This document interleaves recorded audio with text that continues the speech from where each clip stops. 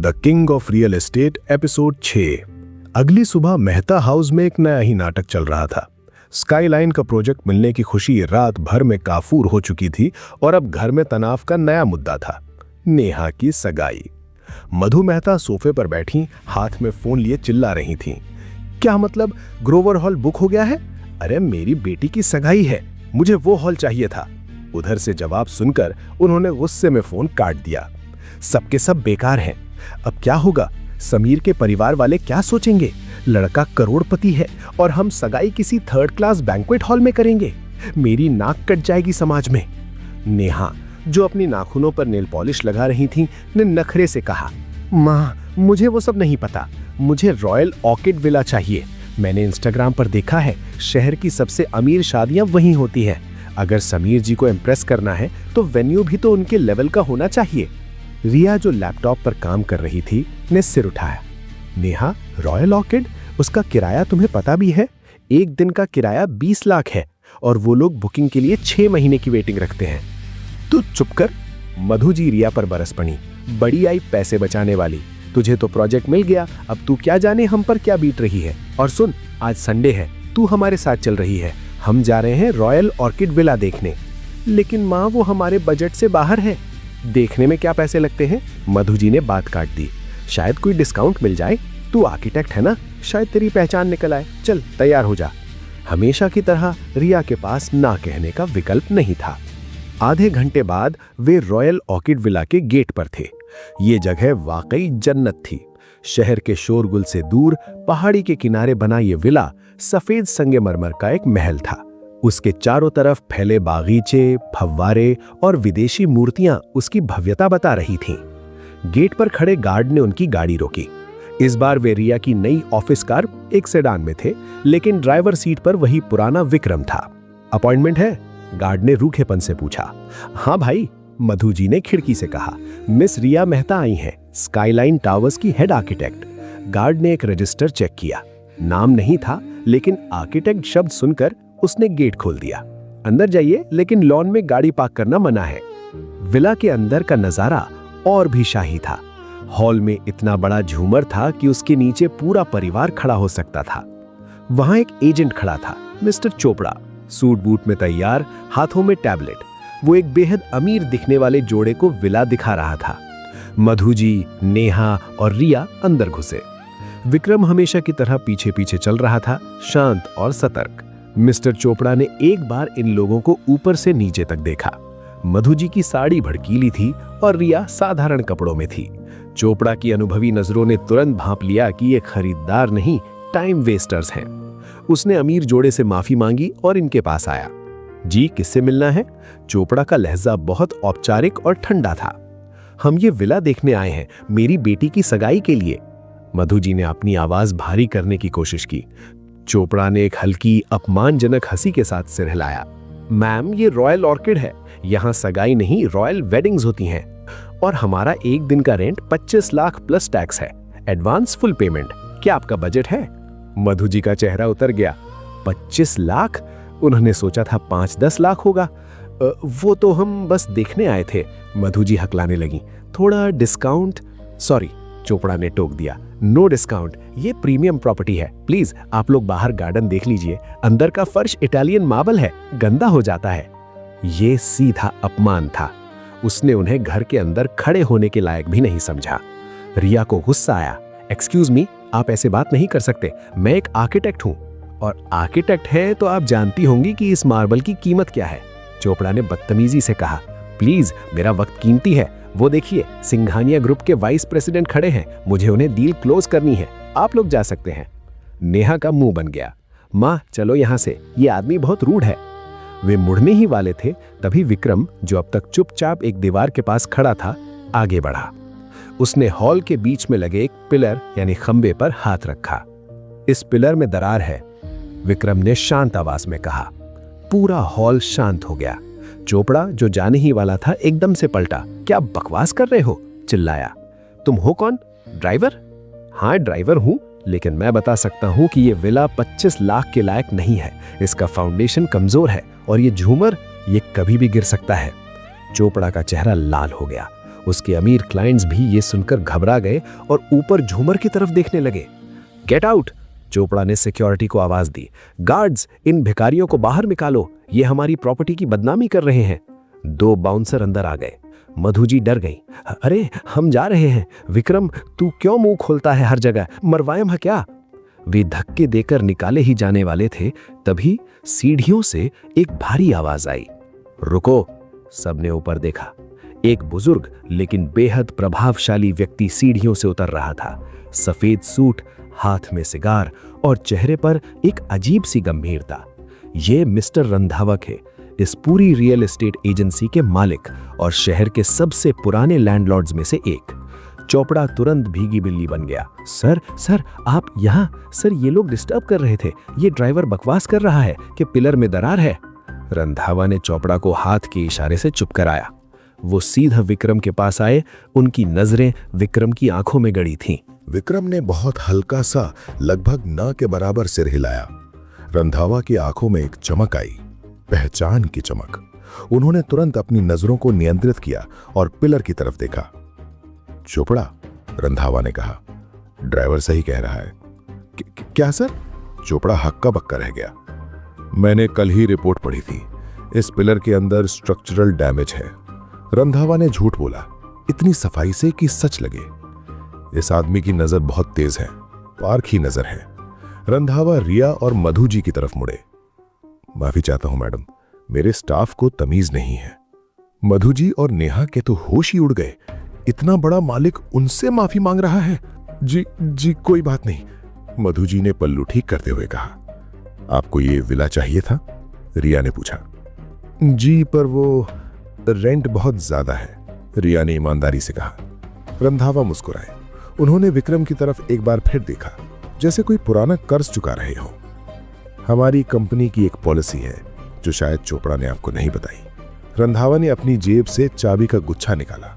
हम हर साल एक लकी ड्रॉ निकालते हैं और उस ड्रॉ में हम एक ऐसे परिवार को यह विला मुफ्त में देते हैं जिनके पास वो एक पल के लिए रुके, एक सही बहाना खोजने के लिए, जिनके पास सबसे वफादार और समझदार ड्राइवर होता है।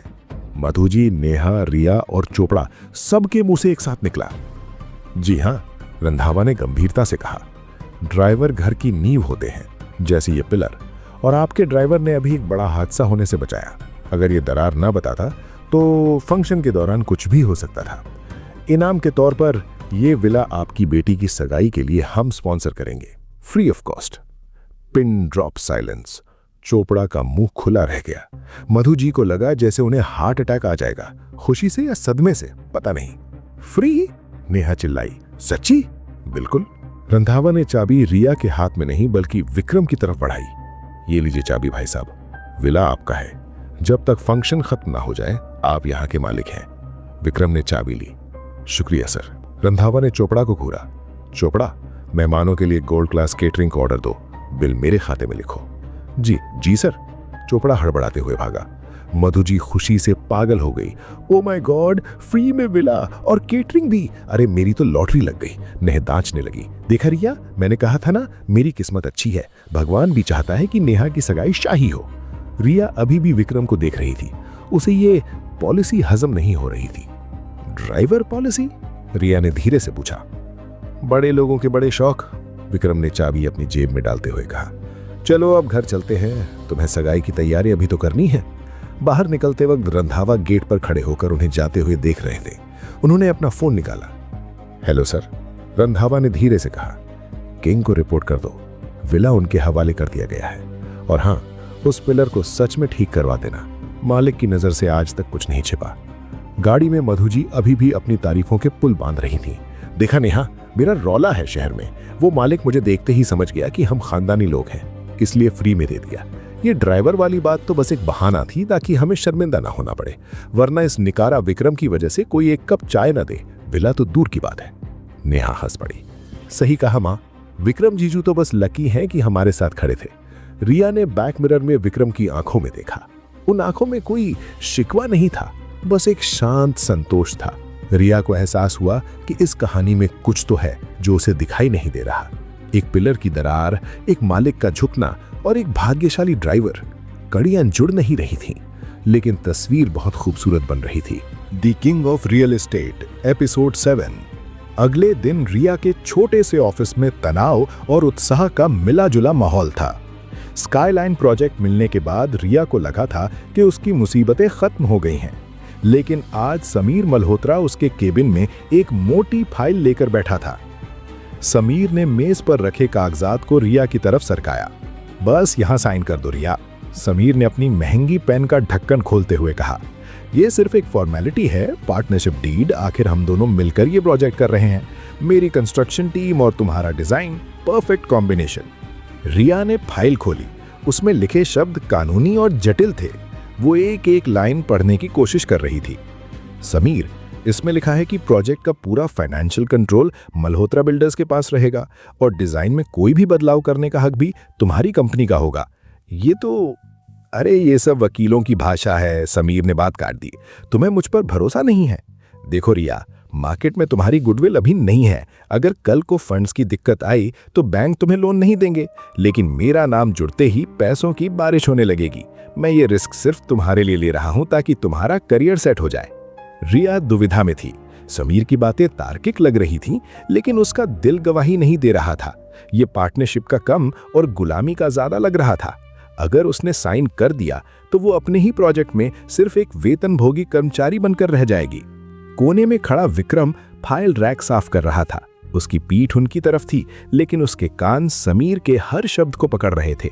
वो जानता था कि समीर क्या खेल खेल रहा है। ये पार्टनरशिप नहीं, अधिग्रहण था। समीर रिया की कंपनी को निगलना चाहता था। साइन करो ना रिया, समीर ने थोड़ा दबाव डालते हुए कहा।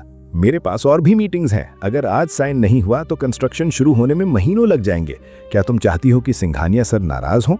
सिंघानिया का नाम सुनते ही रिया घबरा गई। वो इस मौके को खोना नहीं चाहती थी। ठीक है, रिया ने गहरी सांस ली। उसने पेन उठाया। समीर के चेहरे पर एक विजयी मुस्कान आ गई। शिकार जाल में फंस चुका था। रिया पेन की निब को कागज पर रखने ही वाली थी, तभी विक्रम हाथ में चाय की ट्रे लेकर पलटा। वो मेज की तरफ बढ़ा। जैसे ही वो समीर के बगल से गुजरा, उसका पैर कालीन के एक उठे हुए हिस्से से टकराया। विक्रम लड़खड़ाया। अरे! उसके हाथ से चाय का भरा हुआ कप सीधा फाइल के ऊपर गिर गया। छपाक! गर्म चाय उस लीगल पेपर पर फैल गई जिन पर रिया साइन करने वाली थी। स्याही फैलने लगी और कागज गीला होकर गलने लगा। What the hell? समीर अपनी कुर्सी से उछल पड़ा। अंधा है क्या तू? रिया भी हड़बड़ा कर खड़ी हो गई। विक्रम, ये क्या किया तुमने? समीर का महंगा सूट तो बच गया था, लेकिन वो कॉन्ट्रैक्ट पूरी तरह बर्बाद हो चुका था। समीर गुस्से में लाल हो गया। उसने विक्रम को धक्का दिया। तुझे दिखाई नहीं देता? 2 कौड़ी के ड्राइवर, तूने लाखों का कॉन्ट्रैक्ट खराब कर दिया। विक्रम ने सर झुका लिया। माफ करना साहब, पैर फिसल गया था, मैं अभी साफ कर देता हूं। विक्रम ने पास पड़े टिश्यू पेपर से फाइल को और ज्यादा रगड़ दिया, जिससे बचा खुचा कागज भी फट गया। छोड़ इसे, समीर ने विक्रम के हाथ को झटक दिया। दूर हटो। वो रिया की तरफ मुड़ा। रिया, इस आदमी को अभी नौकरी से निकालो। ये पनहूती है, जब से आया है नुकसान ही कर रहा है। रिया को विक्रम पर बहुत गुस्सा आ रहा था, लेकिन वो समीर के सामने तमाशा नहीं करना चाहती थी। सॉरी समीर, मैं दूसरी कॉपी प्रिंट करवा लेती हूँ। दूसरी कॉपी तैयार करने में वक्त लगेगा, समीर ने झुंझलाते हुए अपनी घड़ी देखी। मेरे वकीलों को दोबारा ड्राफ्ट बनाना पड़ेगा। ठीक है, मैं शाम को आता हूँ नए पेपर्स के साथ, तब तक इस बेवकूफ को मेरे सामने मत आने देना। समीर अपना बैग उठाकर गुस्से में पैर पटकता हुआ केबिन से बाहर निकल गया। जैसे ही वो गया, रिया कुर्सी पर धम से बैठ गई। उसने सर पकड़ लिया। क्यों विक्रम, तुम इतना लापरवाह कैसे हो सकते हो? तुम्हें पता है वो कागज कितना जरूरी था? तभी केबिन में लगे टीवी पर, जो अब तक म्यूट था, एक ब्रेकिंग न्यूज का फ्लैश आया। लाल रंग की पट्टी स्क्रीन पर चल रही थी। रिया की नजर उस पर पड़ी। ब्रेकिंग न्यूज, मल्होत्रा बिल्डर्स का लाइसेंस रद्द। रिया चौंक गई। उसने जल्दी से रिमोट ढूंढकर वॉल्यूम बढ़ाया। न्यूज एंकर चिल्ला रही थी, शहर की नामी कंपनी मल्होत्रा बिल्डर्स एक बड़े स्कैंडल में फंस गई है। सिटी काउंसिल ने आज दोपहर एक आपातकालीन आदेश जारी करते हुए कंपनी का कंस्ट्रक्शन लाइसेंस अनिश्चित काल के लिए सस्पेंड कर दिया है। सूत्रों के मुताबिक उनके पिछले प्रोजेक्ट्स में घटिया सामग्री इस्तेमाल करने के सबूत मिले हैं। साथ ही कंपनी पर भारी बैंक कर्ज छिपाने का भी आरोप है। स्क्रीन पर समीर के पिता की घबराई हुई तस्वीरें चल रही थी और पुलिस उनके हेड ऑफिस को सील कर रही थी। रिया सन्न रह गई। उसके हाथ से रिमोट गिर गया। अगर उसने उस कॉन्ट्रैक्ट पर साइन कर दिए होते तो वो पार्टनर बन जाती, और पार्टनर होने के नाते मल्होत्रा बिल्डर्स की बदनामी और कानूनी पछड़े उसकी कंपनी पर भी आ जाते। उसका करियर शुरू होने से पहले ही खत्म हो जाता। स्काईलाइन प्रोजेक्ट भी उसके हाथ से निकल जाता, क्योंकि कोई भी ब्लैक लिस्टेड कंपनी के साथ काम नहीं करता। वो फटी हुई चाय से सनी हुई फाइल को देखने लगी जो डस्टबिन में पड़ी थी। उस चाय की प्याली ने उसे बर्बाद होने से बचा लिया था। रिया ने धीरे से सिर घुमाकर विक्रम की तरफ देखा। विक्रम अब वहां नहीं था। वो केबिन के कांच के दरवाजे के बाहर खड़ा था, फोन पर किसी से बात कर रहा था। रिया के दिल में एक अजीब सा ख्याल आया। क्या ये सिर्फ एक एक्सीडेंट था या विक्रम को पता था? नहीं, ये नामुमकिन था। एक ड्राइवर को सिटी काउंसिल के फैसले के बारे में कैसे पता हो सकता है? ये सिर्फ संयोग होगा। भगवान का शुक्र है कि चाय गिर गई। बाहर कॉरिडोर में विक्रम ने फोन कान से लगाया हुआ था। जी सर। दूसरी तरफ से काउंसिल के चेयरमैन की आवाज आ रही थी। फैक्स भेज दिया है, लाइसेंस सस्पेंड हो गया है। क्या अब पुलिस को आगे की जांच का आदेश देना है? अभी नहीं, विक्रम ने ठंडी आवाज में जवाब दिया। अभी उसे तड़पने दो। जब वो मदद के लिए हाथ पैर मारेगा तब हम अगला कदम उठाएंगे। विक्रम ने फोन काटा और कांच के पार रिया को देखा, जो अब राहत की सांस ले रही थी। उसने मन ही मन कहा, तुम्हारे हस्ताक्षर बहुत कीमती हैं रिया, उन्हें किसी भी कागज पर ऐसे ही नहीं होने दूंगा। The king of real estate, episode 8। Episode 1 रुपए का सौदा। सिटी टाउन हॉल का विशाल और ऐतिहासिक सभागार आज अपनी क्षमता से कहीं ज्यादा भरा हुआ था। ऊंची छतों से लटकते हुए पुराने झूमर और वातानुकूलित हवा की हल्की सनसनाहट के बीच शहर की हवा में एक अलग ही तनाव तैर रहा था। ये कोई साधारण सभा नहीं थी। आज शहर के सबसे रईस और पॉश इलाके ग्रीन बेल्ट के एक बेशकीमती टुकड़े की नीलामी होने वाली थी। ये वो जमीन थी जिस पर शहर के हर बड़े बिल्डर की नजर गिद्ध की तरह गड़ी हुई थी। हॉल के एक कोने में तीसरी पंक्ति की एक कुर्सी पर रिया बैठी थी। वो अपनी सीट पर इस तरह सिमटी हुई थी जैसे अदृश्य होने की कोशिश कर रही हो। उसके हाथों में एक पुरानी फाइल थी, उसका ड्रीम प्रोजेक्ट, जिसके नक्शे और ब्लूप्रिंट उसने रातों की नींद हराम करके तैयार किए थे। ये जमीन उस प्रोजेक्ट के लिए महज एक टुकड़ा नहीं, बल्कि उसकी नींव थी। लेकिन विडंबना ये थी कि करोड़ों के सपने देखने वाली रिया की जेब में आज फूटी कौड़ी भी नहीं थी। उसके ठीक बगल में विक्रम बैठा था। उसका रवैया रिया से बिल्कुल उल्टा था। वो शांत था, चेहरे पर एक सौम्य सी मुस्कान थी और वो अपने फोन में कुछ देखने में व्यस्त था। उसकी बेफिक्री देखकर ऐसा लग रहा था मानो वो हाई वोल्टेज नीलामी में नहीं, बल्कि शाम को किसी पार्क में टहलने आया हो। उसकी ये शांति रिया की बेचैनी को और बढ़ा रही थी। विक्रम प्लीज चलो वापस चलते हैं, रिया ने लगभग गिड़गिड़ाते हुए फुसफुसाया। उसकी आवाज में हताशा साफ थी। यहाँ बैठने का अब कोई मतलब नहीं बचा है। तुम जानते हो ना, हमारे पास फंड्स नहीं है। मल्होत्रा ग्रुप के साथ डील कैंसिल होने के बाद तो बैंक वालों ने भी मेरे फोन उठाने बंद कर दिए हैं। हम यहाँ सिर्फ अपना मजाक बनवाने बैठे हैं। विक्रम ने फोन से नजरें हटाई और रिया की ओर देखा। उसकी आंखों में एक अजीब सी चमक थी। तमाशा देखो रिया, उसने सामने सजे हुए भव्य मंच की तरफ इशारा किया। जीवन गणित का सवाल नहीं जो हमेशा फॉर्मूले से हल हो। कभी कभी खेल वो नहीं जीतता जो खिलाड़ी होता है, बल्कि जीत उसकी होती है जो दर्शक बनकर सब देख रहा होता है। रिया को समझ नहीं आया कि विक्रम किस पहेली में बात कर रहा है।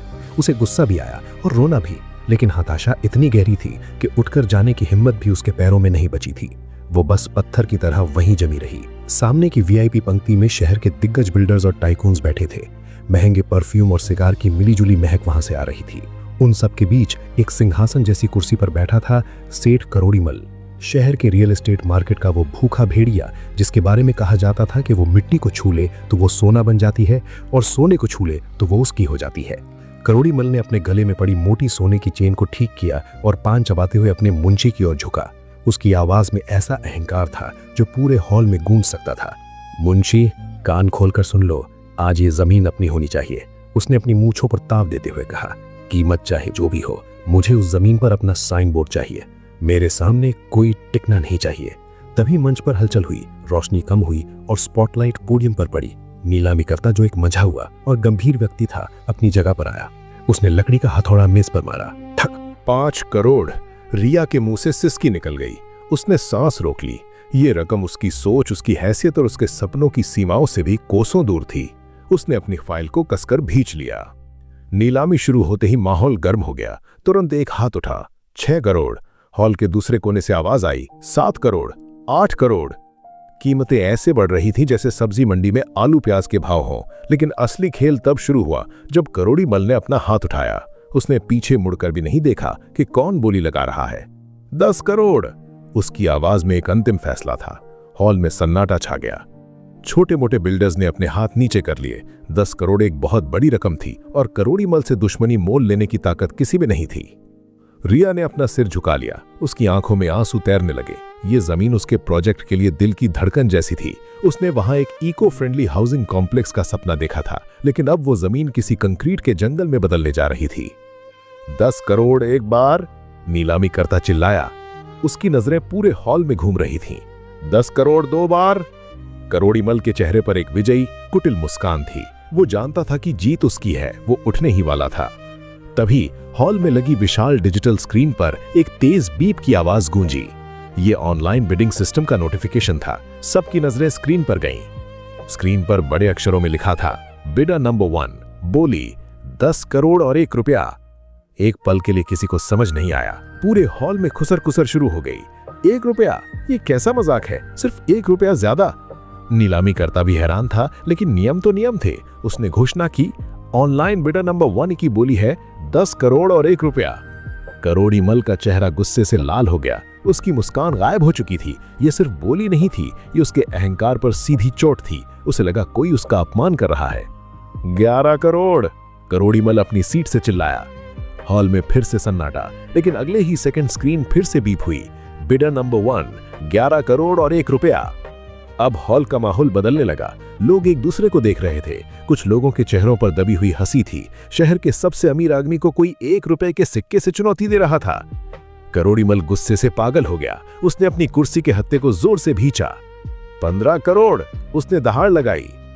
बीप, बिडर नंबर 1 15 करोड़ और 1 रुपया। अब ये नीलामी एक तमाशा, एक खेल बन गई थी। करोड़ीमल जितना भी बोलता, वो रहस्यमय और अदृश्य बिडर नंबर 1 उसमें सिर्फ 1 रुपया जोड़ देता। ऐसा लग रहा था जैसे कोई करोड़ीमल की दौलत का मजाक उड़ा रहा हो, उसे ये बता रहा हो कि तुम्हारी करोड़ों की गड्डियां पर मेरा एक सिक्का भारी है। रिया भी हैरान होकर स्क्रीन देख रही थी। उसके आंसू सूख चुके थे और जगह ले ली थी घबराहट और कौतूहल ने। ये कौन है विक्रम? उसने विक्रम की आस्तीन खींची। जो भी है पागल है, करोड़ीमल को नहीं जानता क्या? विक्रम ने अपने फोन की स्क्रीन पर उंगली फेरते हुए बिना ऊपर देखे बहुत धीमे स्वर में कहा, शायद उसे पैसों की कदर है रिया। 1 रुपए की भी कीमत होती है। कभी कभी अहंकार को तोड़ने के लिए दौलत नहीं, सिर्फ जिद काफी होती है। आधे घंटे तक ये हाई वोल्टेज ड्रामा चलता रहा। हॉल का तापमान जैसे बढ़ गया था। हर बार करोड़ीमल कीमत बढ़ाता और हर बार मशीन की एक बीप उसे चिढ़ा देती। बोली 20 करोड़, 30 करोड़, 40 करोड़ और फिर 50 करोड़ तक पहुंच गई। जमीन की असली कीमत शायद 15 करोड़ थी। अब बोली उससे 3 गुना ज्यादा हो चुकी थी। करोड़ीमल पसीने से तरबतर हो चुका था। उसका मखमली कुर्ता पसीने से चिपक रहा था। उसका अहंकार अब डर में बदल रहा था। वो व्यापारी था और उसे गणित समझ आता था। इतनी महंगी जमीन खरीद कर वो बर्बाद हो जाएगा। उसका प्रोजेक्ट कभी प्रॉफिट नहीं दे पाएगा, लेकिन रुकना उसकी नाक कटने जैसा था। 50 करोड़, नीलामी करता भी अब पसीना पहुंच रहा था। करोड़ीमल ने कांपते हाथ से पानी का गिलास उठाया, लेकिन वो छूट कर गिर गया। कांच टूटने की आवाज आई। मैं नहीं खेल रहा, करोड़ीमल चिल्लाया। उसकी आवाज फटी हुई थी। वो अपनी कुर्सी पर धम से बैठ गया। ये फ्रॉड है, कोई सिस्टम हैक कर रहा है, ये चीटिंग है। हॉल में शोर मच गया। हर कोई खड़ा होकर बात कर रहा था। नीलामी करता भी परेशान था। उसने बार बार हथौड़ा मेज पर पटका। शांत, कृपया शांत हो जाइए। तभी मंच के पीछे से एक अधिकारी दौड़ता हुआ आया और उसने नीलामी करता के कान में कुछ कहा और एक कागज थमाया। नीलामी करता के चेहरे के भाव बदल गए। उसने चश्मा ठीक किया और कागज को ध्यान से पढ़ा। देवी और सज्जनों, हमारे पास लैंड ट्रस्ट के हेड ऑफिस से अभी एक अर्जेंट फैक्स आया है। सब शांत हो गए। सुई गिरने तक की आवाज सुनी जा सकती थी। ट्रस्ट का कहना है कि ये बोली अब अनैतिक हो गई है। जमीन की कीमत को कृत्रिम रूप से बाजार भाव से बहुत ऊपर ले जाया गया है, जो कि हमारे फेयर ट्रेड नियमों का उल्लंघन है। इसलिए उसने गहरी सांस ली। ट्रस्ट अपने विशेषाधिकार क्लॉज 9 का उपयोग करते हुए इस नीलामी की प्रक्रिया को यहीं रद्द करता है। हॉल में फिर से शोर मच गया। करोड़ीमल ने राहत की सांस ली, जैसे फांसी के फंदे से बच गया हो। लेकिन नीलामीकर्ता ने ऊंची आवाज में जारी रखा, जमीन को खाली नहीं छोड़ा जा सकता। शहर का विकास रुक नहीं सकता। ट्रस्ट के नियमों के अनुसार यदि नीलामी बाजार विफलता के कारण रद्द होती है, तो ये जमीन हॉल में मौजूद किसी एक पंजीकृत युवा आर्किटेक्ट को, जिसका विजन शहर के लिए अच्छा हो, एक लकी ड्रॉ के माध्यम से 99 साल की लीज पर दी जाएगी। रिया का दिल इतनी जोर से धड़का कि उसे लगा वो पसलियां तोड़कर बाहर आ जाएगा। युवा आर्किटेक्ट, हॉल में उसके अलावा शायद ही कोई और था जो इस श्रेणी में आता हो। बाकी सब तो पुराने व्यापारी, बिल्डर्स और दलाल थे। वो अकेली थी जिसके पास आर्किटेक्ट का लाइसेंस और एक सपना था। स्टेज पर एक कांच का बड़ा कटोरा लाया गया। आयोजकों ने हॉल में मौजूद लोगों की लिस्ट चेक की। जैसा कि अनुमान था, युवा आर्किटेक्ट की श्रेणी में केवल 3 नाम थे, जिनमें से 2 आज अनुपस्थित थे। फिर भी औपचारिकता के लिए पर्चियां डाली गईं। नीलामीकर्ता ने सामने बैठे एक छोटे बच्चे को बुलाकर पर्ची उठाने को कहा। बच्चे ने हाथ डाला, पर्चियों को घुमाया और एक पर्ची निकाली। सन्नाटा इतना गहरा था कि लोगों की सांसों की आवाज भी सुनाई दे रही थी। रिया ने अपनी आंखें बंद कर ली। वो भगवान से प्रार्थना कर रही थी। विक्रम अब अपना फोन जेब में रख चुका था और बड़े गौर से रिया को देख रहा था। नीलामीकर्ता ने पर्ची खोली। उसने चश्मा ठीक किया, पर्ची को रोशनी में देखा और माइक के पास आया। और विजेता हैं, उसने एक पल का सस्पेंस रखा जिसने रिया की जान लगभग निकाल ही दी थी। मिस रिया मेहता। रिया को लगा उसके कान बज रहे हैं। समय जैसे थम गया। क्या उसने सही सुना? जाओ, विक्रम ने उसे कोहनी मारी। उसकी आवाज में एक अधिकार भरा आदेश था। तुम्हारा नाम पुकारा है। यह सपना सच हो गया है। रिया कांपते पैरों से खड़ी हुई। उसे यकीन नहीं हो रहा था। 50 करोड़ की जमीन, जो अभी कुछ पल पहले असंभव लग रही थी, वो उसे मिल गई। वो लड़खड़ाते कदमों से स्टेज पर गई। सैकड़ों आंखें उसे घूर रही थीं। बधाई हो मैम। नीलामीकर्ता ने उसे वो बेशकीमती फाइल सौंपी। नियमों के अनुसार, चूंकि ये नीलामी नहीं है बल्कि एक विशेष आवंटन है, आपको लीज को वैध बनाने के लिए एक टोकन अमाउंट चुकाना होगा। कितना? रिया ने डरते हुए पूछा। उसकी आवाज कांप करी थी। उसे लगा अभी भी शायद लाखों रुपए मांगे जाएंगे। 1 रुपया, नीलामीकर्ता ने मुस्कुराते हुए कहा। रिया की आंखों से आंसू बह निकले। इस बार ये खुशी के आंसू थे। उसने कांपते हाथों से अपने पर्स को खोला, अंदर ढूंढा और 1 रुपए का सिक्का निकाला। उसने वो सिक्का मेज पर रखा। खट की आवाज के साथ सिक्का मेज पर गिरा। ये शायद उसके जीवन का सबसे भारी इन्वेस्टमेंट था। हॉल में तालियां बजने लगीं। कुछ लोग वास्तव में खुश थे, लेकिन करोड़ीमल और बाकी बिल्डर्स जल भुनकर खाक हो गए थे। वे ट्रस्ट के कड़े नियमों के आगे कुछ नहीं कर सकते थे। वे बस एक युवा लड़की को अपनी नाक के नीचे से जमीन ले जाते हुए देख रहे थे। रिया फाइल को सीने से लगाए जैसे वो कोई छोटा बच्चा हो, वापस अपनी सीट पर आई। उसका चेहरा चमक रहा था। विक्रम, वो खुशी से चहकी, लगभग चीखते हुए। तुम्हें यकीन नहीं होगा, मेरी किस्मत, आज मेरी किस्मत कितनी अच्छी है। ये चमत्कार है विक्रम, सचमुच चमत्कार है। विक्रम ने मुस्कुराते हुए अपनी जेब से गाड़ी की चाबी निकाली और खड़ा हो गया। हाँ रिया, किस्मत कभी कभी बहुत शातिर होती है। वो सही वक्त पर सही चाल चलती है। जब वे हॉल से बाहर निकल रहे थे, ठंडी हवा ने रिया के चेहरे को छुआ। वो साथ में आसमान पर थी। विक्रम ने हॉल के दरवाजे पर एक पल के लिए रुककर पीछे मुड़कर देखा। मंच पर खड़ा नीलामीकर्ता उसे देख रहा था। नीलामीकर्ता ने भीड़ की नजरों से बचाकर विक्रम को दूर से एक सूक्ष्म आदरणीय सर झुकाकर इशारा किया। विक्रम ने भी हल्का सा सिर हिलाया। जैसे ही वे गाड़ी में बैठे, विक्रम ने अपना फोन निकाला, एक आखिरी मैसेज टाइप करने के लिए। स्क्रीन पर बैंक ऑफ स्विट्जरलैंड का ऐप खुला था। उसने टाइप किया, transfer 50 crore to the city land trust donation account anonymously, reference project dream secured. उसने सेंड बटन दबाया। ट्रांजैक्शन सक्सेसफुल का मैसेज आया। रिया को लगा उसने 1 रुपए में जमीन जीती है। वो उस 1 रुपए के सिक्के की ताकत पर हैरान थी। उसे नहीं पता था कि उसके बगल में गाड़ी चला रहे उसके साधारण दोस्त ने अभी अभी उस जमीन के लिए अपनी गुप्त तिजोरी से 50 करोड़ रुपए चुकाए थे, गुमनाम रहकर, बिना किसी श्रेय के। विक्रम ने गाड़ी गियर में डाली। उसने रिया को देखा, जो अभी भी फाइल को चूम रही थी। चलो, विक्रम ने कहा, तुम्हारे सपनों को बनाने का वक्त आ गया है। उसने मुस्कुराते हुए गाड़ी आगे बढ़ा दी। रिया के लिए वो जमीन मुफ्त थी, लेकिन विक्रम के लिए उस जमीन की कीमत रिया की आंखों में लौटी वो चमक थी, और वो चमक 50 करोड़ से कहीं ज्यादा कीमती थी। The king of real estate, episode 9। रिया अपने ऑफिस में प्लॉट 45 के पेपर्स को सीने से लगाकर बैठी थी। उसे अभी भी यकीन नहीं हो रहा था कि शहर की सबसे कीमती जमीन अब उसकी है। विक्रम ने उसके लिए चाय का कप मेज पर रखा। जमीन मिल गई है रिया, अब इमारत खड़ी करने की तैयारी करो।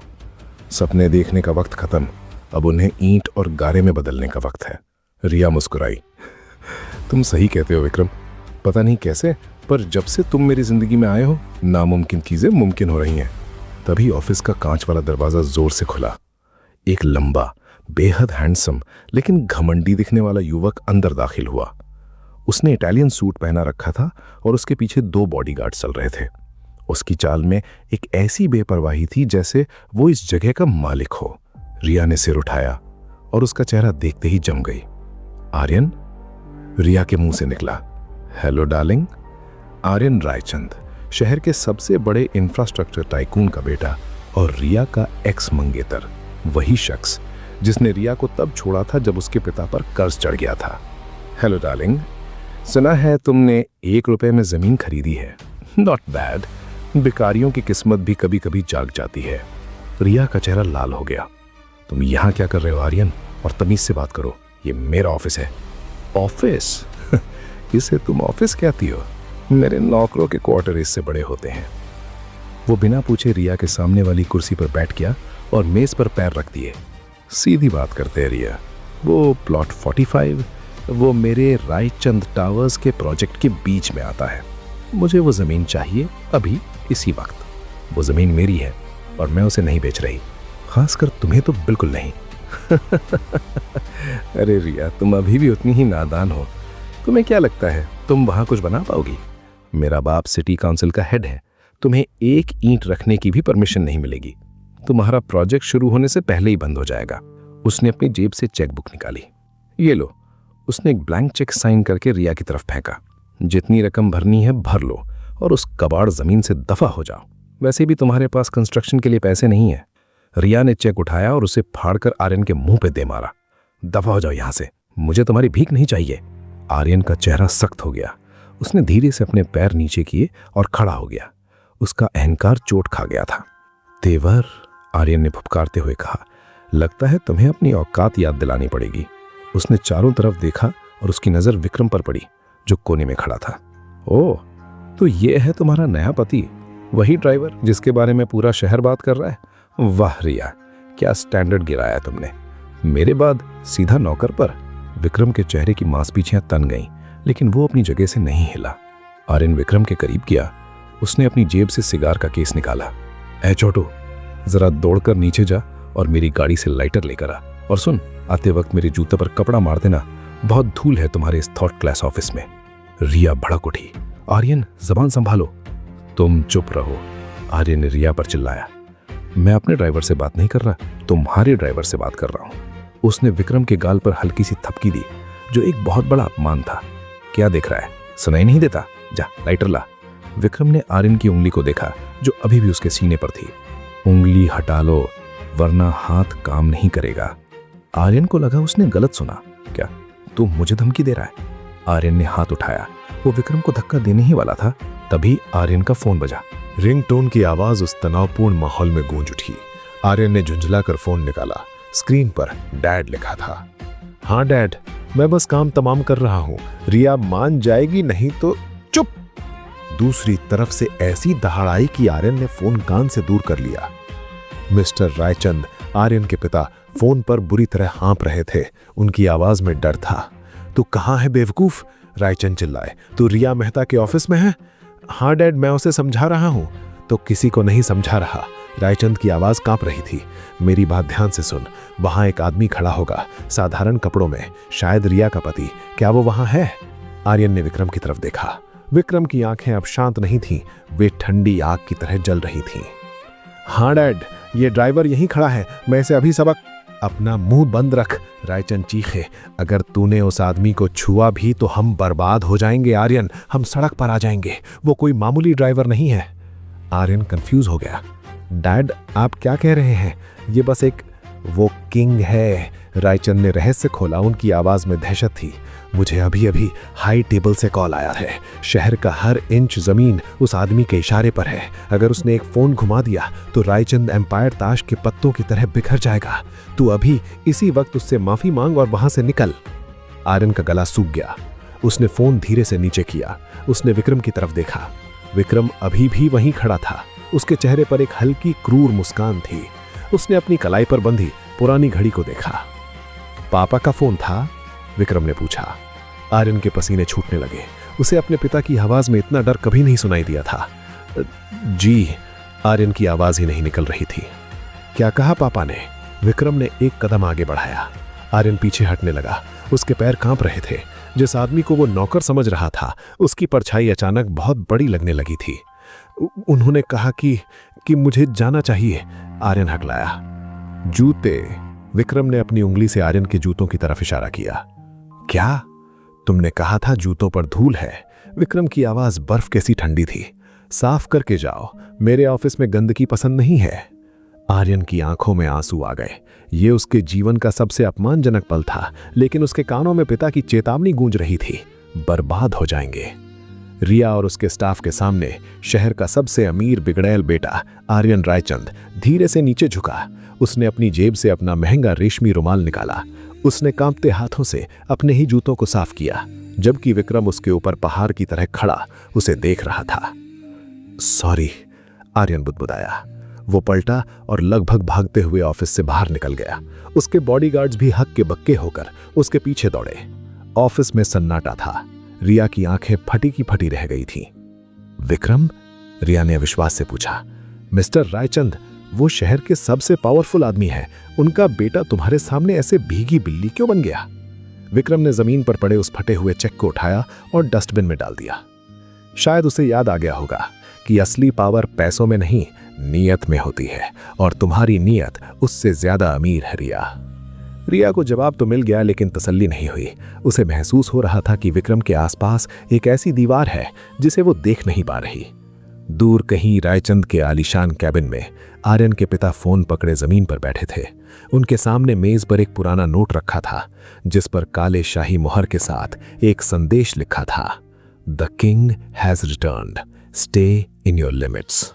The king of real estate episode 10। Plot 45 का नजारा आज पूरी तरह बदला हुआ था।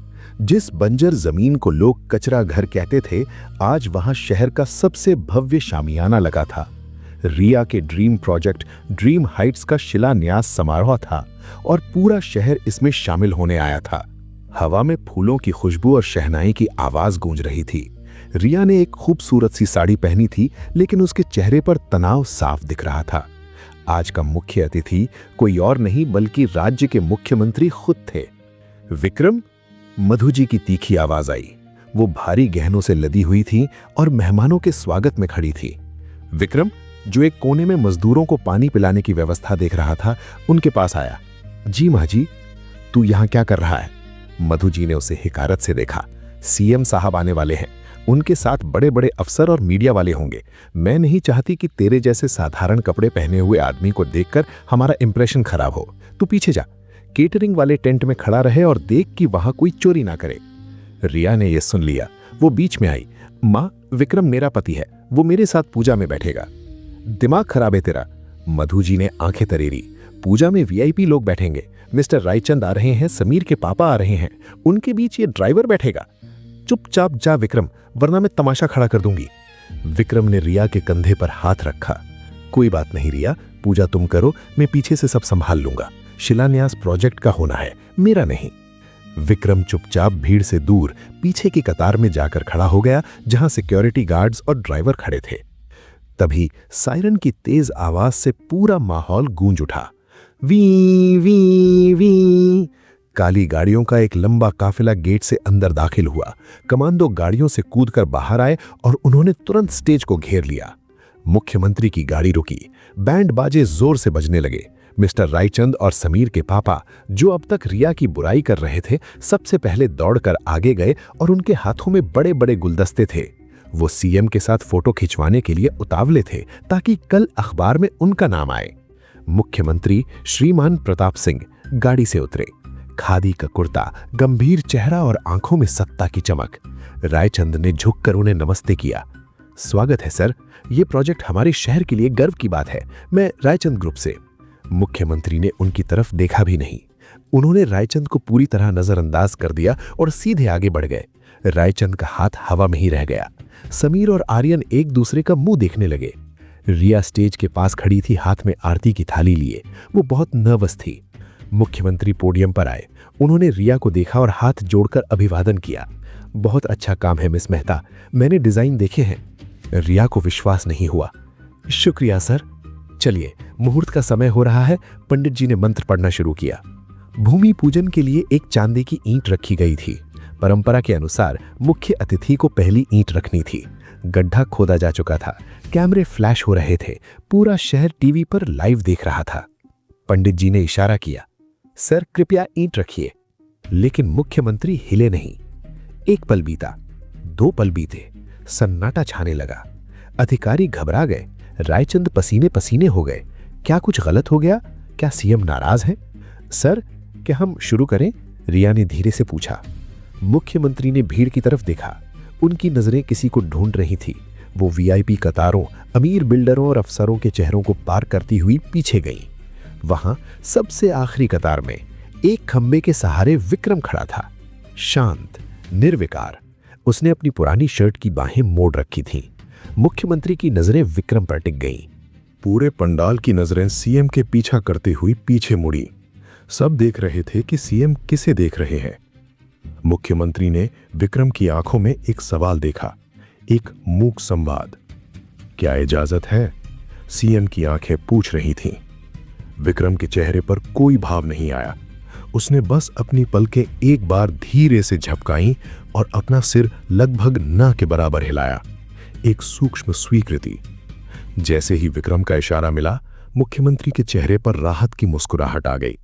जी, मुख्यमंत्री ने पंडित जी से कहा, अब हम शुरू कर सकते हैं। असली मालिक की रजामंदी मिल गई। सब हैरान थे। असली मालिक? मालिक तो रिया थी जो बगल में खड़ी थी। फिर सीएम ने पीछे किसको देखा? लोगों को लगा कि शायद सीएम ने आकाश की तरफ देखकर भगवान से इजाजत ली है। मुख्यमंत्री ने झुककर पहली ईंट रखी। फूलों की वर्षा होने लगी, तालियां बजने लगीं। शिलान्यास संपन्न हुआ। कार्यक्रम खत्म होने के बाद जब मुख्यमंत्री वापस जाने लगे तो प्रोटोकॉल तोड़कर वे अचानक भीड़ के बीच से मुड़ गए। उनके सुरक्षाकर्मी हक्के बक्के रह गए।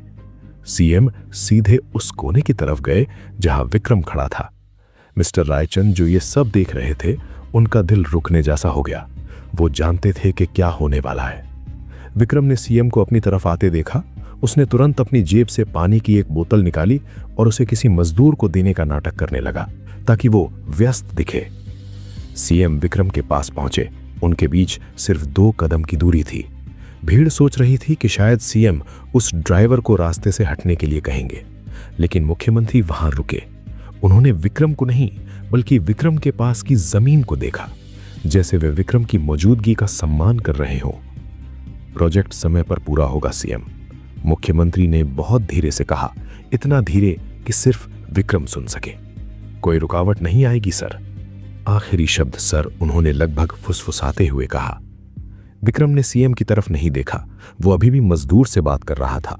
उसने बस इतना कहा, जनता का काम है, रुकना नहीं चाहिए। मुख्यमंत्री ने सिर झुकाया और वापस अपनी गाड़ी की तरफ मुड़ गए। रिया दौड़ते हुए वहां आई। विक्रम, सीएम सर यहां क्यों आए थे? उन्होंने तुम्हें कुछ कहा, डांटा तो नहीं? विक्रम ने मुस्कुराते हुए रिया के माथे से पसीना पोंछा। नहीं, बस पूछ रहे थे कि केटरिंग का पानी ठंडा है या नहीं। बड़े लोग हैं, छोटी चीजों का ध्यान रखते हैं। रिया हंस पड़ी। तुम भी ना, चलो मां बुला रही हैं। रिया चली गई। लेकिन पीछे खड़े रायचंद और कुछ पुराने बाहुबली जिन्होंने सीएम की बॉडी लैंग्वेज पढ़ ली थी, अब कांप रहे थे। उन्हें समझ आ गया था कि इस खेल में वे प्यादे हैं और वजीर कोई और है। सूरज ढल रहा था। ड्रीम हाइट्स की नींव पड़ चुकी थी और इसी के साथ विक्रम के वनवास का पहला अध्याय समाप्त हुआ।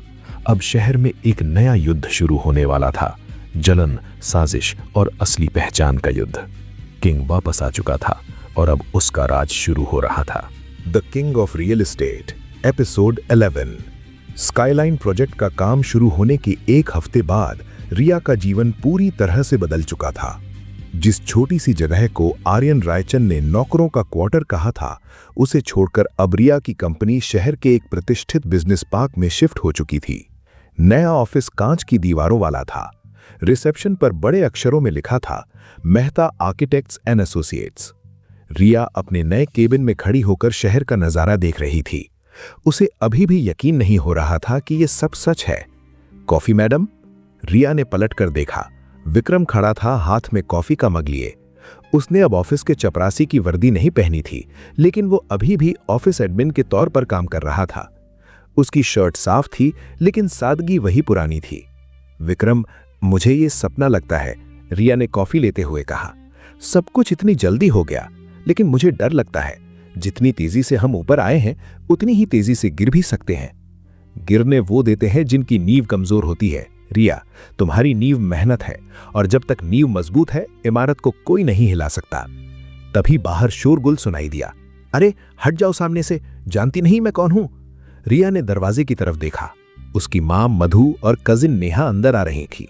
सिक्योरिटी गार्ड उन्हें रोकने की कोशिश कर रहा था क्योंकि उनके पास नहीं था। मैम प्लीज एंट्री रजिस्टर में नाम लिखिए, गार्ड कह रहा था। ए चुप कर, मधु जी चिल्लाई। मैं इस कंपनी की मालकिन की मां हूं, मेरा नाम रजिस्टर में नहीं इस ऑफिस के बोर्ड पर होना चाहिए। हट। गार्ड ने बेचारगी से विक्रम की तरफ देखा। विक्रम ने सिर हिलाकर इशारा किया कि जाने दो। मधु जी और नेहा केबिन में दाखिल हुई। नेहा की आंखें फटी रह गईं। उसने ऑफिस के महंगे इंटीरियर, एसी की ठंडक और वहां काम कर रहे स्टाफ को देखा। जलन की एक लहर उसके चेहरे पर दौड़ गई। वाह रिया, मधु जी सोफे पर बैठते हुए बोली।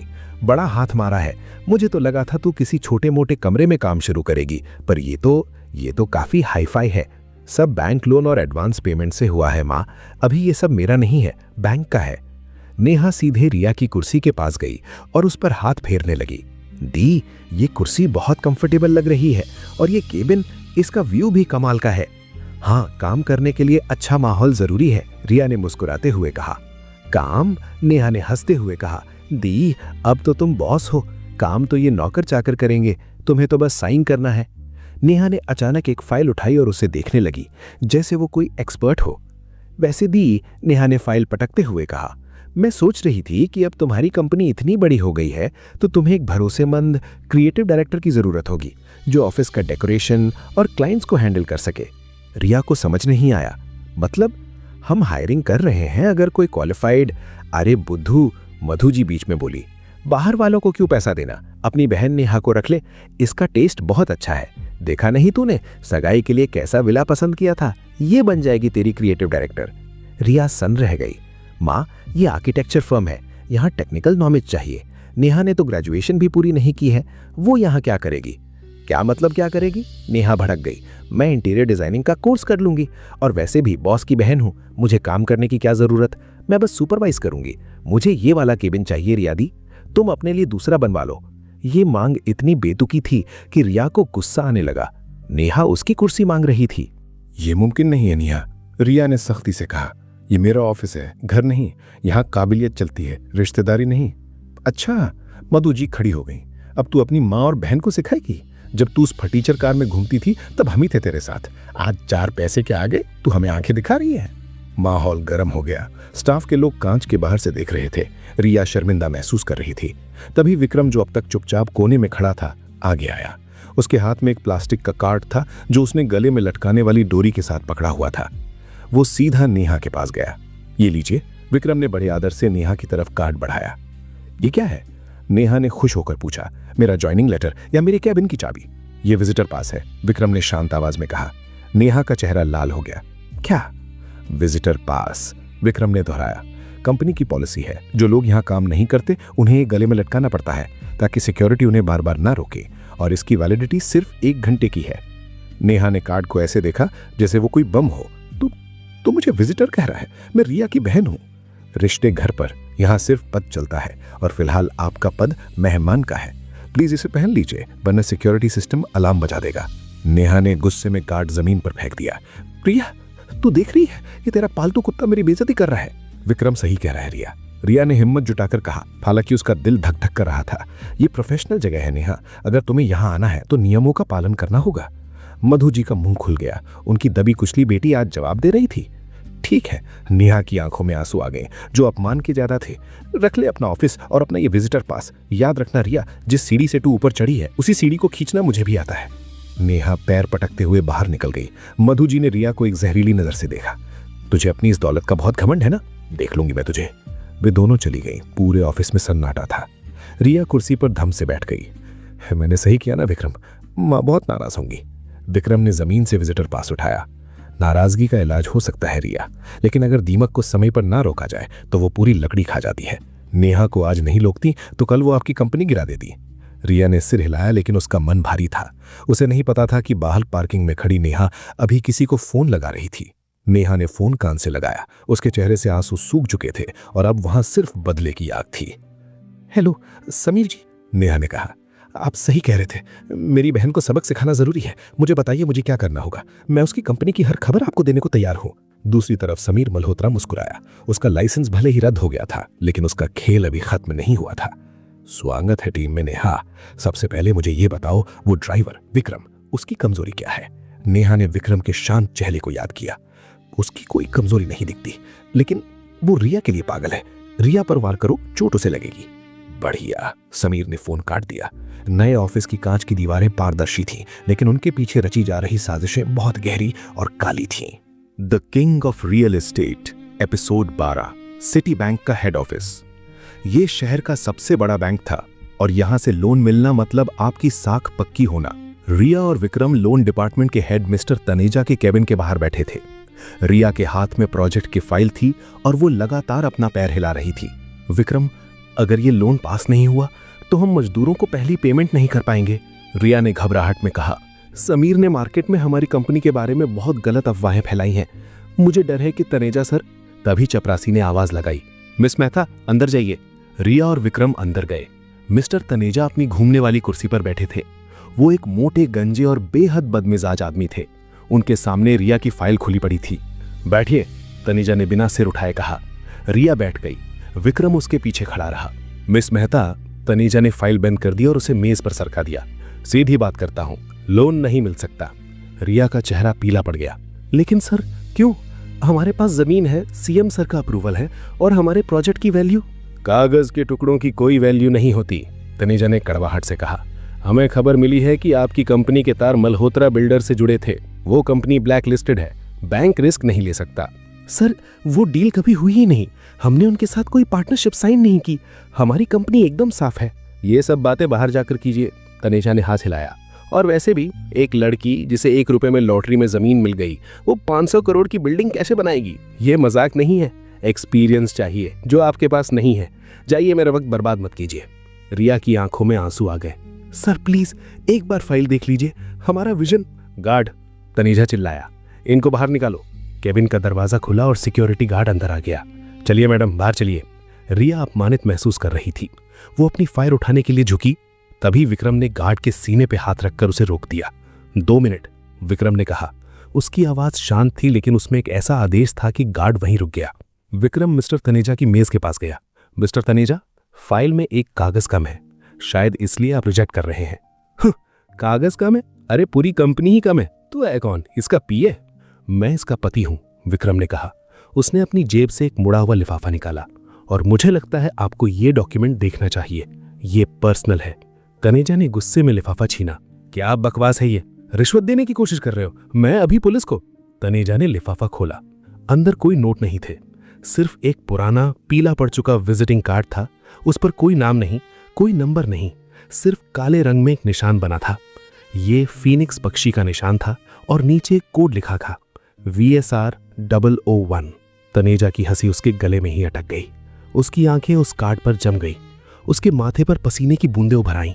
उसने धीरे धीरे नजरें उठाकर विक्रम को देखा। विक्रम ने अपनी उंगली अपने होठों पर रखी। तनेजा जो अभी शेर बना हुआ था, अचानक भीगी बिल्ली बन गया। वो जानता था कि ये कार्ड किसका है। ये card royal bank of India के उस गुप्त मालिक का था जो सिटी बैंक का भी 60% शेयर होल्डर था। वो आदमी जिसे बैंकिंग जगत में द घोस्ट इन्वेस्टर कहा जाता था। तनेजा कांपने लगा। वो अपनी कुर्सी से खड़ा हो गया। उसके पैर लड़खड़ा रहे थे। सर, तनेजा की आवाज घिघियाने लगी। आप यहां? विक्रम ने आंखों से इशारा किया कि रिया बैठी है। तनेजा तुरंत समझ गया। वो अपनी मेज के पीछे से निकलकर बाहर आया। रिया अभी भी सिर झुकाए बैठी थी। उसे लगा तनेजा उसे डांटने के लिए खड़ा हुआ है, लेकिन अगले ही पल जो हुआ उसने रिया को चौंका दिया। तनेजा, वो अहंकारी बैंक मैनेजर, विक्रम के सामने नतमस्तक हो गया। उसने झुककर विक्रम के पैर छुए। माफ कर दीजिए सर, मुझे नहीं पता था, मुझसे बहुत बड़ी गलती हो गई। रिया अपनी कुर्सी से उछल पड़ी। सर, आप ये क्या कर रहे हैं? विक्रम ने तनेजा को कंधे से पकड़कर सीधा किया। बुजुर्ग हैं, आशीर्वाद दे रहे हैं। विक्रम ने रिया से झूठ बोला, लेकिन उसकी आंखों ने तनेजा को चेतावनी दी कि सच बाहर नहीं आना चाहिए। क्यों सर? आप कह रहे थे ना कि बड़ों का आदर करना चाहिए। जी बिल्कुल, वो मुझे याद आ गया। आपके पिताजी मेरे बहुत अच्छे दोस्त थे, बहुत अच्छे संस्कार दिए हैं आपको। तनेजा वापस अपनी कुर्सी पर गया, लेकिन इस बार वो बैठा नहीं। उसने कांपते हाथों से रिया की फाइल उठाई। मिस मेहता, मैं माफी चाहता हूँ। मैंने फाइल ठीक से नहीं देखी थी। ये प्रोजेक्ट तो हीरा है। बैंक को गर्व होगा आपको लोन देकर। उसने तुरंत अपनी पेन निकाली और लोन सैंक्शनड के बॉक्स पर बड़ा सा हस्ताक्षर कर दिया। कितना चाहिए? 50 करोड़, 100 करोड़, आप बस फिगर भर दीजिए। रिया का मुंह खुला का खुला रह गया।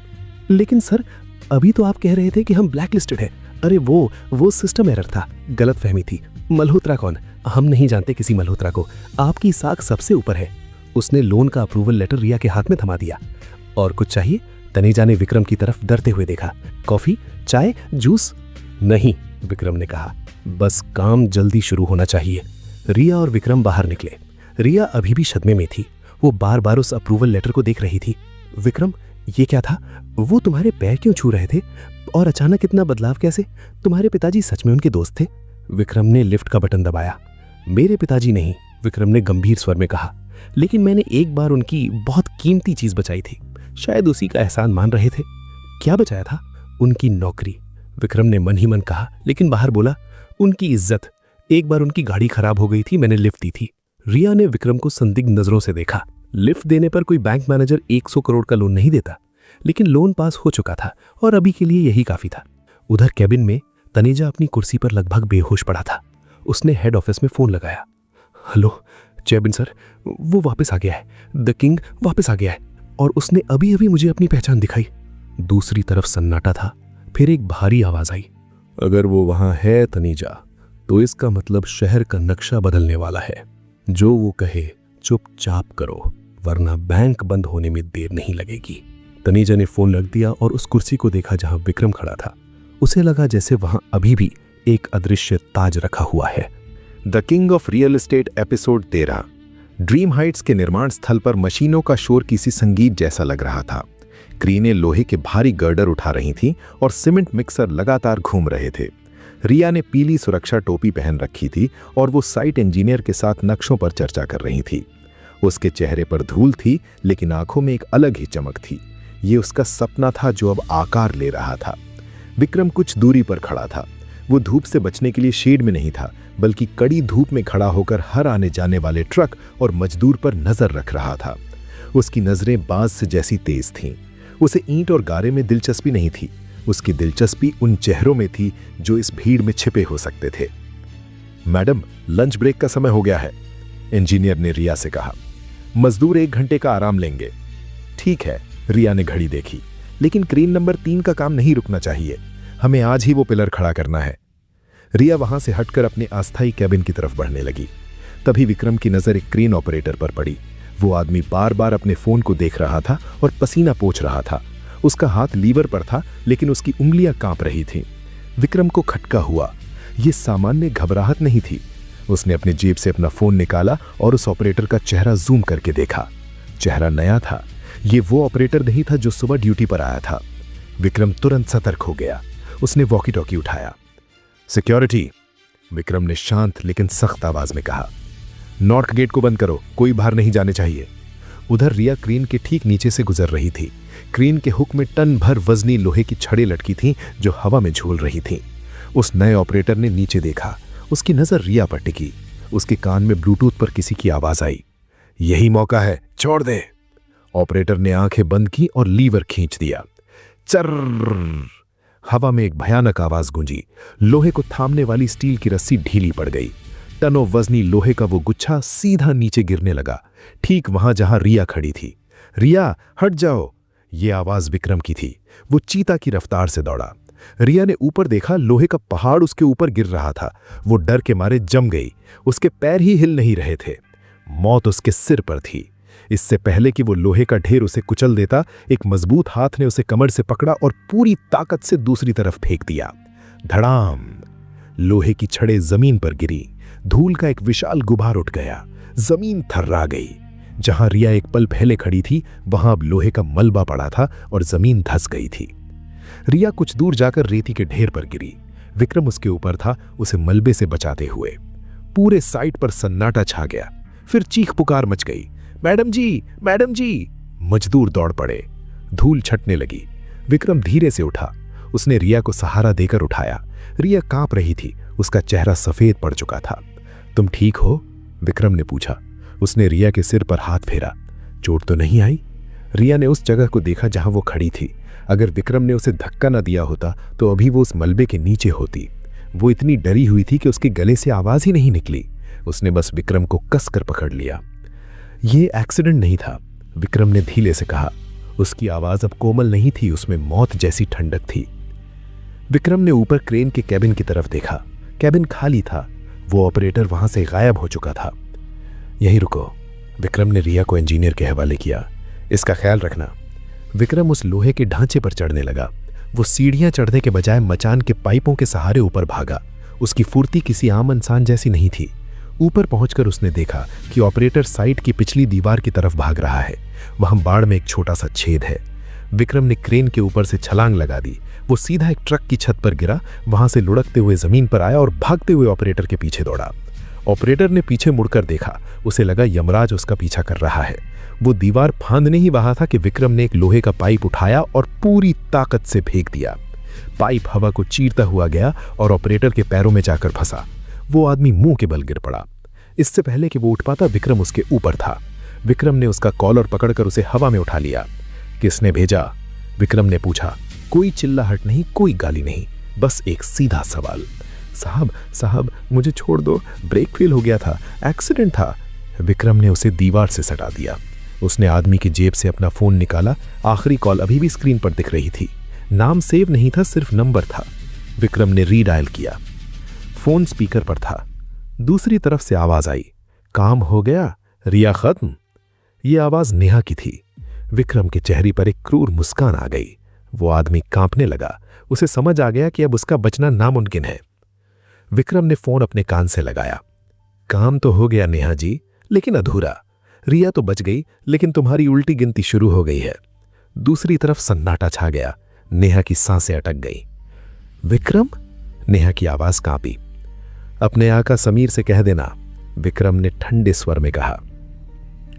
उसने लोहे से वार किया है, अब जवाब लोहे से ही मिलेगा, लेकिन इस बार निशाना नहीं चूकेगा। विक्रम ने फोन को अपने हाथ में ही मसल दिया। स्क्रीन चकनाचूर हो गई। उसने ऑपरेटर को जमीन पर पटक दिया। पुलिस आ रही है, विक्रम ने उस आदमी से कहा। अगर जान प्यारी है तो गवाही दे देना कि तुम्हें किसने पैसे दिए थे, वरना पुलिस तो सिर्फ जेल में डालेगी। मैं तुम्हें वहां पहुंचा दूंगा जहां से कोई वापस नहीं आता। आदमी ने हाथ जोड़ लिए। वो समझ चुका था कि उसने गलत आदमी से पंगा लिया है। विक्रम वापस रिया के पास आया। रिया अब कुर्सी पर बैठी पानी पी रही थी। क्या हुआ विक्रम? वो आदमी कौन था? रिया ने पूछा। एक लापरवाह कर्मचारी था, भाग गया, लेकिन चिंता मत करो, अब वो कभी किसी क्रेन पर नहीं चढ़ेगा। रिया ने राहत की सांस ली। उसे नहीं पता था कि उसका अपना खून, उसकी अपनी बहन, उसकी जान की प्यासी हो चुकी थी। विक्रम ने दूर खड़े होकर शहर की उस दिशा में देखा जहां मल्होत्रा बिल्डर्स का पुराना ऑफिस था। उसने अपनी कलाई पर बंधी काली धागे को कस लिया। खेल गंदा हो रहा है, अब सफाई करनी पड़ेगी। The king of real estate episode 14। अगले दिन सुबह होते ही मेहता आर्किटेक्ट्स के नए ऑफिस के बाहर सायरन की आवाजें गूंजने लगी। एक नहीं बल्कि 3 पुलिस जीपें ऑफिस के गेट पर आकर रुकी।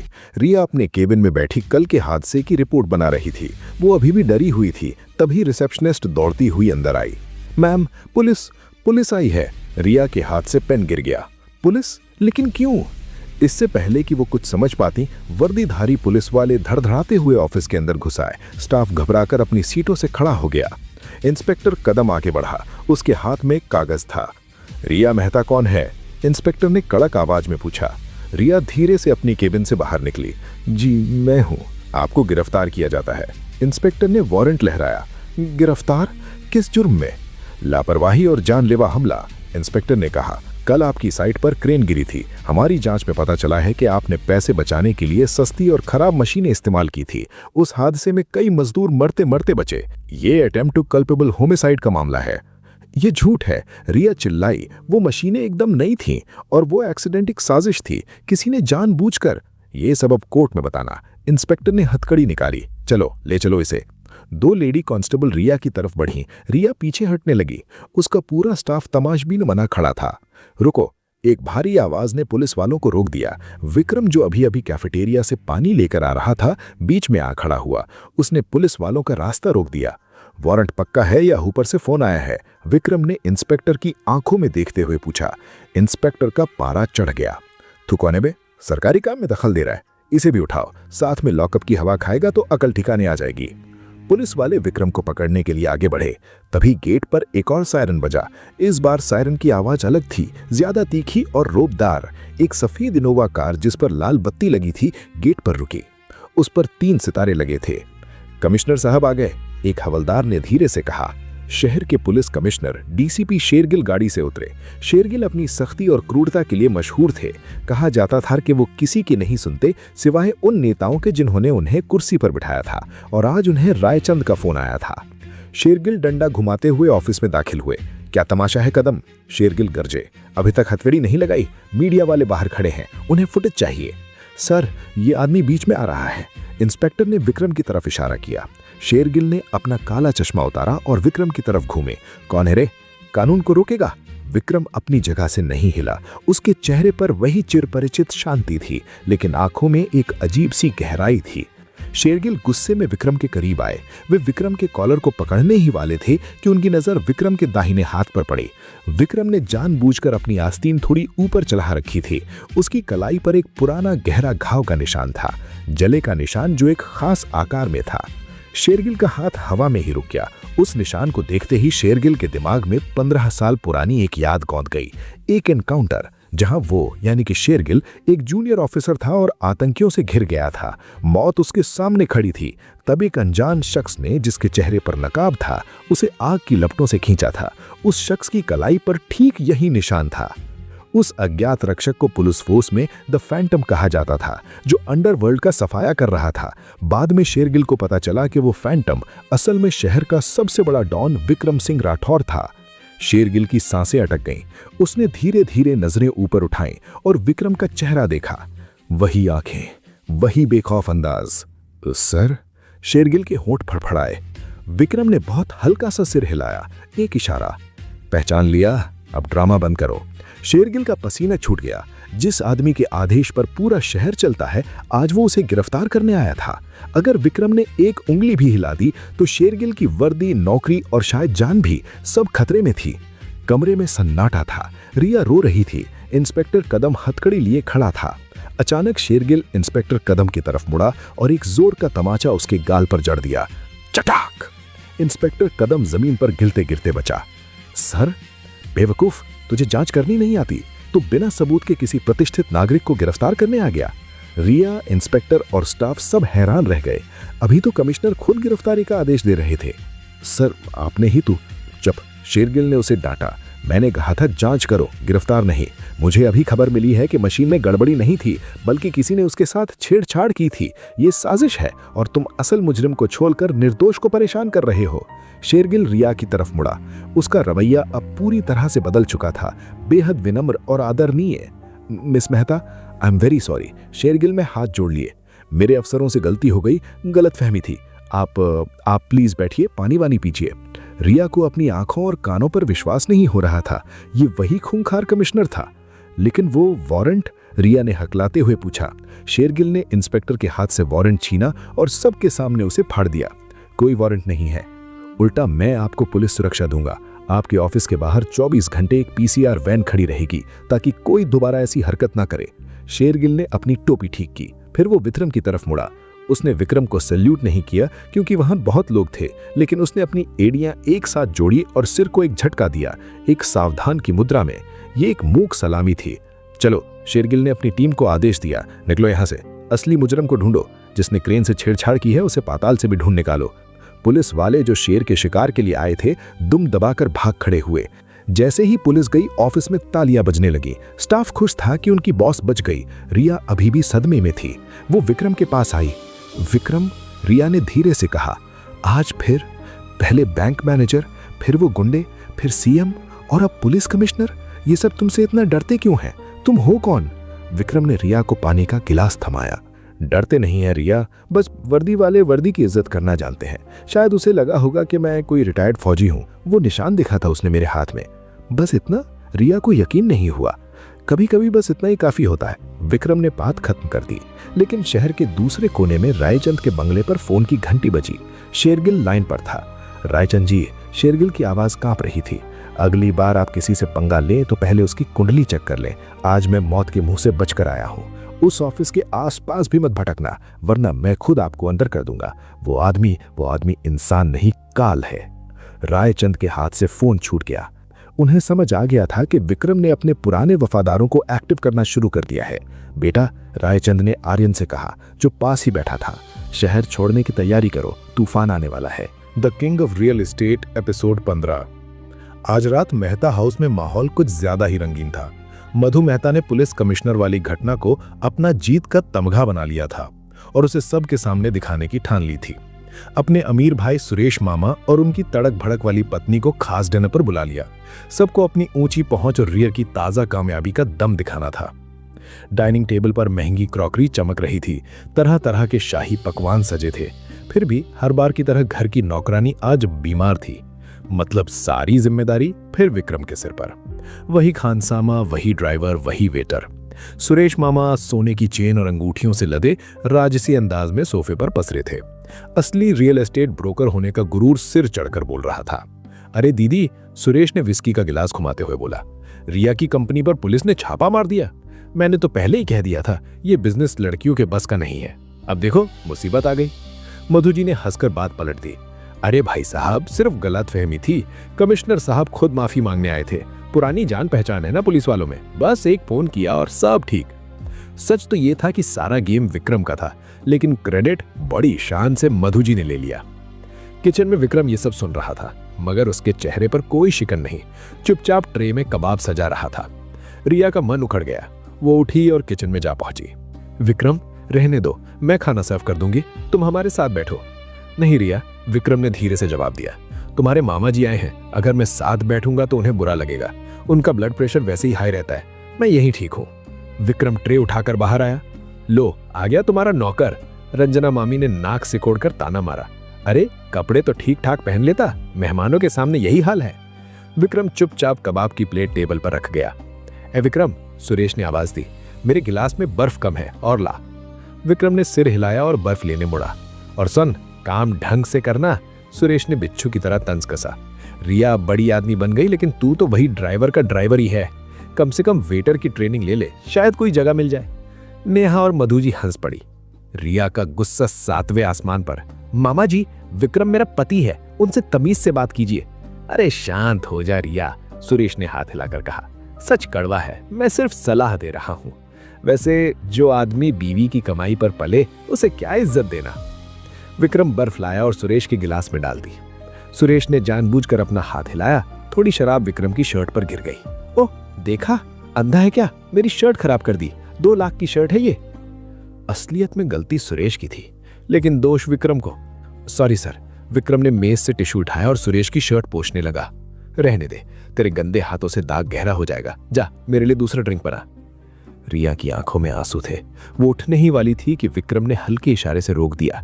शांत रहो। तभी सुरेश का फोन बजा। वो बिजनेस कॉल पर गदगद होकर बोलने लगे, हाँ, मेहता साहब, गोल्डन इंफ्रा के शेयर खरीद लो, कल सुबह डबल होने वाले हैं। मुझे अंदर की खबर है, मैंने खुद अपने 50 लाख लगा दिए हैं। फोन रखा और खुद को बिजनेस का महारथी घोषित कर दिया। देखा दीदी, ऐसा होता है असली बिजनेस। कल सुबह तक 50 लाख के 1 करोड़। विक्रम खाली प्लेटें उठा रहा था, रुका। मत खरीदिए, विक्रम ने धीमे लेकिन निश्चित लहजे में बोला। सुरेश चौंक गया। क्या बोला तू? विक्रम ने दोबारा कहा, गोल्डन इंफ्रा के शेयर मत खरीदिए, मालिक का प्लान है कल सुबह देश छोड़ दे, खबर पक्की है। डाइनिंग रूम में अचानक सन्नाटा। फिर सुरेश जोर से ठाका मारकर हंसा। सुन रहे हो, ये बावर्ची स्टॉक मार्केट का ज्ञान देगा। ओ वॉरेन बफे के चाचा, तुझे सेंसेक्स की स्पेलिंग आती है? जा रोटियां सेक, बड़ों के बीच मत बोल। नेहा भी हंस पड़ी। जीजू, आप तो कमाल ही कर देते हैं। विक्रम कुछ नहीं बोला, चुपचाप किचन में चला गया। रात के 11 बजे डिनर खत्म हुआ। मेहमान अपने महंगे निवेश और विक्रम की बेवकूफी पर हंसते हंसते बाहर चले गए। विक्रम बर्तन धो रहा था। रिया उसकी मदद करने आई। चुपचाप कपड़े से बर्तन पोंछने लगी। आई एम सॉरी विक्रम, रिया ने भारी मन से कहा। मेरे परिवार ने आज।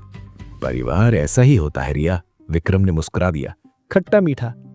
तभी लिविंग रूम की टीवी पर ब्रेकिंग न्यूज चमकी। एंकर गरज रहा था, बड़ी खबर, गोल्डन इंफ्रा के प्रमोटर्स 500 करोड़ का घोटाला करके देश से फरार। सेबी ने सारे अकाउंट्स फ्रीज, शेयर बाजार में हड़कंप, निवेशकों के पैसे डूबे। रिया के हाथ से प्लेट गिरते गिरते बची। वो दौड़कर टीवी के पास गई। मधु जी जो सोने जा रही थी खबर सुनते ही रुक गई। हाय राम, सुरेश ने अभी 50 लाख लगाए थे, सब लुट गया। रिया ने किचन की तरफ देखा। विक्रम अभी भी शांति से कढ़ाई घिस रहा था, चेहरे पर संतुलित मुस्कान। उसे न्यूज़ देखने की जरूरत ही नहीं थी, वो जानता था। रिया धीरे धीरे किचन में लौटी, विक्रम को नई नजर से देख रही थी। तुम्हें? रिया की आवाज कांप रही थी। तुम्हें यह कैसे पता था विक्रम? ये खबर तो अभी अभी आई है, तुमने 2 घंटे पहले बता दिया था। विक्रम ने नल बंद किया, हाथ पोंछे। कभी कभी ड्राइवर को पीछे वाली सीट पर बैठे साहबों की बातें सुनने की आदत हो जाती है। शायद किसी सवारी ने फोन पर बात की होगी। रिया जानती थी कि यह झूठ है, कोई ड्राइवर इतना सटीक नहीं हो सकता। विक्रम ने दीवार घड़ी देखी, कांटा ठीक 12 पर था। वैसे विक्रम ने जेब से एक छोटी मखमली डिब्बी निकाली। सब छोड़ो, उसने डिब्बी रिया के सामने खोली। उसमें एक बहुत सीधी साधी मगर बेहद खूबसूरत चांदी की पायल थी, घुंघरू भी लगा था। हैप्पी बर्थडे रिया, विक्रम ने बड़े प्यार से कहा। रिया तो भूल ही गई थी कि आज उसका जन्मदिन है। इतने तनाव और ड्रामे में सिर्फ एक इंसान था जिसने याद रखा। रिया के आंसू छलक पड़े। उसने अपना पैर आगे बढ़ाया। विक्रम ने झुककर उसी सम्मान से जैसे कोई राजकुमार अपनी राजकुमारी को पहनाता है, वो पायल रिया के पैर में पहना दी। ये डायमंड की नहीं है, लेकिन इसकी खनक तुम्हें याद दिलाएगी कि मैं हर कदम पर तुम्हारे साथ हूं। रिया ने झुककर विक्रम को कसकर गले लगा लिया। शहर में सुरेश मामा अपने डूबे हुए पैसों का मातम बना रहे थे, लेकिन किचन की हल्की रोशनी में रिया को एहसास हुआ कि उसके पास सच्ची दौलत है, दुनिया की सबसे कीमती चीज। क्या रिया जानती थी कि अगला दिन उसके लिए सिर्फ जन्मदिन नहीं, एक ऐसे तोहफे की शुरुआत है जो पूरे शहर को हिलाकर रख देगा? समीर मल्होत्रा अपनी चाल चलने के लिए तैयार था।